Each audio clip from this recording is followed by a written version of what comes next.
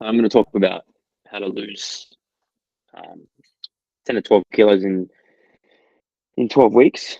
So pretty much probably overlap a few things that Eddie's already covered because they sort of work a little bit together. So obviously we've got the metrics that you want to track. So obviously you want to track their weight, ideally first thing every morning. Clients may be a bit hesitant on this. Some people don't like to look at their weight every day, but it's make sure I explain to them that it's more for me to track rather than them, and that I use it more for information to see how they're progressing rather than what number says on the scales. It's important that you explain to them what can happen with weight fluctuating every day and every week. The goal obviously with this is to lose about 0.2 to 0.5 kilos a week. That's generally in the healthy range. But yeah, generally I'll just make sure that they understand that if it does go up, it's not necessarily a bad thing. Sometimes it can happen. But that's where we use a lot of the other metrics which we'll go through, that we can find possibly what the cause was for their weight. So yeah, I just explained to them that it's more of a information rather than just a number on the scale. Obviously we use progress photos and skin folds, which we can use to compare with the weight to see if it is what the weight is, if it's, if they're building muscle, and that's the reason why the weight hasn't changed as much, as well as losing fat. So they're two important things to use. Progress photos, like Eddie said, similar, you can take every week, fortnight, or even monthly, depending on the client. And skin folds as well, similar with that. Obviously they want to track their program. This will help them, but also you, making sure obviously they're completing everything they need to, that they're progressing in their program as well. But also if their weight hasn't dropped, you can also go back to the program and see if they have been using the progressive overload method. Are they getting stronger, which could therefore lead to building muscle? Or are they sort of still working within themselves and not quite working to failure, which could, they're not into that sort of training zone which they need to be. Moving on to nutrition, obviously tracking nutrition, which we'll go through, tracking sleep, and also tracking steps as well every day. So firstly, obviously nutrition, being with weight loss, is probably one of the most important things. So I like to get my clients to track nutrition through MyFitnessPal. I find that's pretty much the easiest. Can you guys see this? Yes. You can? Cool. I'm not sure. Yeah, so pretty much, use MyFitnessPal.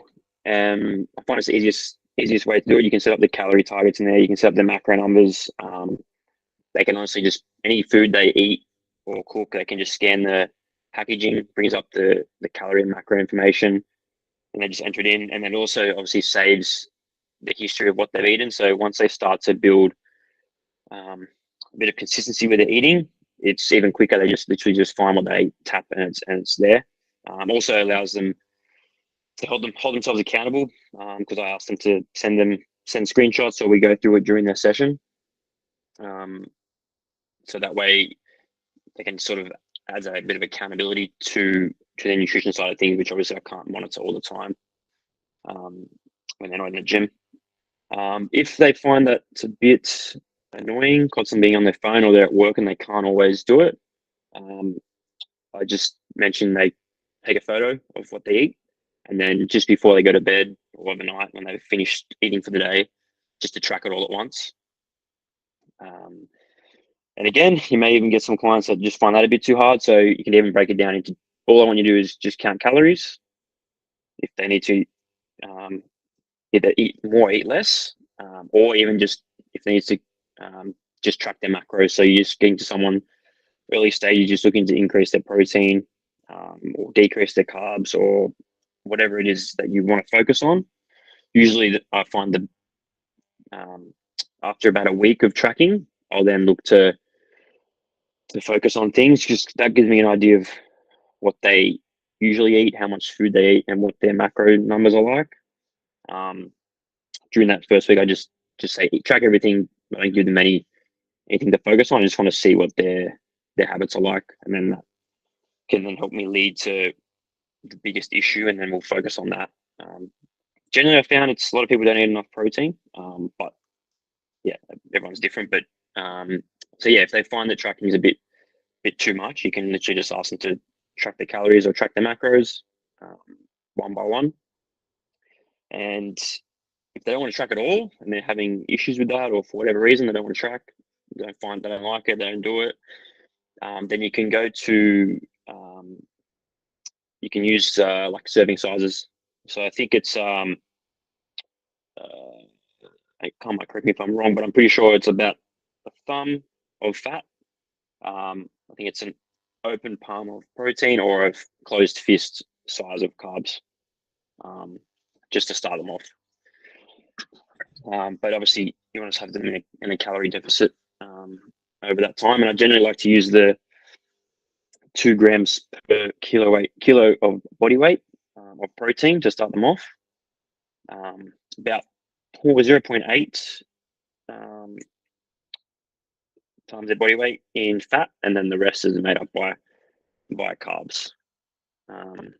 Generally, that's a starting point, and then getting information off them through sessions and through their tracking is where I sort of change it to suit the client best. In regards to supplementation, generally I've found only really focus on these 3. Water, Trimag, and protein powder. Obviously water, most people don't drink enough water. A lot of people don't eat enough protein, as I mentioned before, so they find it difficult to consume that. They find that if they increase their protein, they can get a bit bloated, they get fuller quicker. So generally like to increase their protein through the shake. It's also good for recovery around training times, and also the Trimag also going to help with recovery, and also going to help with their sleep as well, which is also very important in regards to weight loss. So with the training, obviously tracking program is important, and that's a big one. As I said before, you want to make sure they're using the progressive overload method, progressing each week, working close to failure. And I generally like to use either supersets, trisets, or giant sets with my clients in this, just so they can get a little bit of that feel, like cardio feel as well.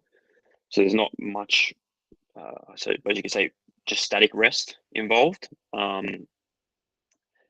If there is rest, then I'll get them to some of my clients that sort of lack in their step count. I'll get them to walk around, do a lap of the gym in between sets, just to rest, but also get their steps up. So that's one way I've found that can work well. And ideally, you want to get them training 3 or 4 times a week. Some clients will be a challenge with this, especially if they're new to the gym, they haven't trained at all in the gym. They'll maybe a bit hesitant to come in by themselves. But ideally, give themselves the best chance. You do want to be hitting that 3 to 4 times a week. And with that, if they are hesitant about training them by themselves, just look to convince them to come in and just train what they're comfortable with, at least starting off. So, like, I generally like to recommend using the machines, or any exercises they feel confident with, just to get them in the habit and build consistency, because eventually they will come in by themselves, and they'll have that confidence just through training with you guys over time. Progressive overload method, which I already mentioned, and also working close to failure. That's a big one. With that one, you're probably gonna have to look at body language more, rather than, because obviously you can't feel close to failure, but you better look at their technique. Some clients haven't trained close to failure before, so they'll start to feel a bit of a burning sensation and stop. You want to do your best to sort of teach them to work past this, especially when they're training by themselves, because they're still missing out on obviously some strength gains, some muscle gains, but also they're obviously going to be burning calories as well by continuing to push through that that zone. So that's one thing as well, teaching them how to work close to failure. Moving on to sleep. So sleep's a really big one. A lot of people don't get enough, or they'll sacrifice sleep for other things, work, going out, all that sort of stuff. So obviously sleep's the body's recovery mechanism, essentially. And generally the body sees weight loss as a bad thing, or at least losing fat is a bad thing, because it needs fat. Essentially fat and water are the two main things. So if the body's under recovered and not getting enough sleep, it's probably not going to want to lose body fat. It definitely won't prioritize that, and it won't prioritize building muscle either. It'll generally prioritize holding on to fat. So sleep's a big thing. Generally, again, tracking it, get my clients to let me know, or we chat about it, finding out what's their sleeping patterns like. Is it consistent? Is it unbroken? How many times they wake up? Do they go to the bathrooms, or what's going on with their sleep patterns? Because it says here, like chronic sleep loss. Cool. I'll go to sleep again. So yeah, tracking sleep. Essentially, this is one of the most important. A lot of people don't get enough. They'll sacrifice sleep for other things, work, going out, training, like a lot of things people sacrifice sleep for, watching TV. But generally, if you're not getting enough sleep, your body's not going to be recovered, which is going to then lead to types of source of stress. And if your body's stressed and not happy, it's generally not going to prioritize building muscle or losing fat, because the body needs fat and water essentially to survive, and it sees weight loss or fat loss as a bad thing. So it says here, chronic sleep loss is a potent catabolic stressor, and increases the risk of metabolic dysfunction and loss of muscle mass. So yeah, as I said, if your body's not recovering mentally or physically, it's generally not going to be really happy. So you're not going to get the gains or results that you're looking for in regards to your training, in regards to building muscle and then the fat loss side of things. So you want to look to a consistency with the sleeping patterns. So generally you want to find out by chatting with the client what time do they need to be up in the morning, and then work your way back from there. So they've got to be up at 5 o'clock, then ideally they need to be in bed by at 10 the latest. And you want to start to create a routine with that, and then find out if it's broken or unbroken, and then you look at ways to work in that. That can be helped from having a bedtime routine to help the body wind down, especially if they have something on during the night, or have had a busy day at work, or they train it in the evening. Ideally, you don't want to have any high intensity exercise too close to bedtime, but sometimes it's hard to avoid. So you want to look to get them into a routine which can help them wind down, to get them to sleep, increase their quality of sleep. Which ways to help? Avoid alcohol, caffeine in the evening and afternoon, turning off overhead lights, and reducing blue light exposure with that. So yeah, looking to start the routine like an hour before bed with no blue light. Or if they're going to read, look to read with a light that's coming from a lower angle than like an overhead lamp or something like that, to help with the melatonin production. So overall expectations for clients, for them to get obviously the best results possible, which is in the 12 kilos in 12 weeks, which is half a kilo a week essentially. Tracking the weight, same time every day, first thing in the morning, 7 to 9 hours unbroken sleep. Track calories, macros, at least for the first 4 to 6 weeks until they build some consistency, and then you can see consistency there. I also, with that as well, when looking at food, I don't like to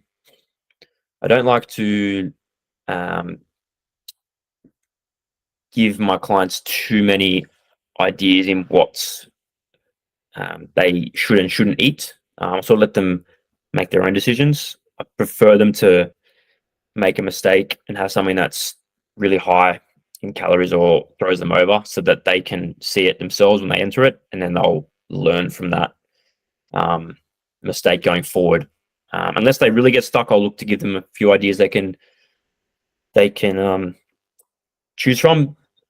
Generally, that's when they get a bit bored of the same thing all the time. But the first couple of weeks, I like to just let them make the decision so they can start to learn about it as well, and build that education on what macros and calories are in different foods and stuff like that. Tracking program. So as I said, train 3 to 4 times a week. Average 10,000 steps per day. So if they struggle with that, looking to increase, can they do a walk during the morning or in the afternoon or during their lunch break at work? Or if that's an issue for them, I look to implement it in their program in the gym in between sets. Their rest period will be, laps around the gym. I did it with one client, and I think we ended up getting an extra 2,000 steps or so during the session. So that's obviously really helped her a lot. And then obviously progress photos as well. Because as I said, if the weight's similar on the scale, but they can see the change in body composition, that's a win. Also for you as well. Obviously you want to look in regards to testimonials, but progress photos can be really powerful. And that's it.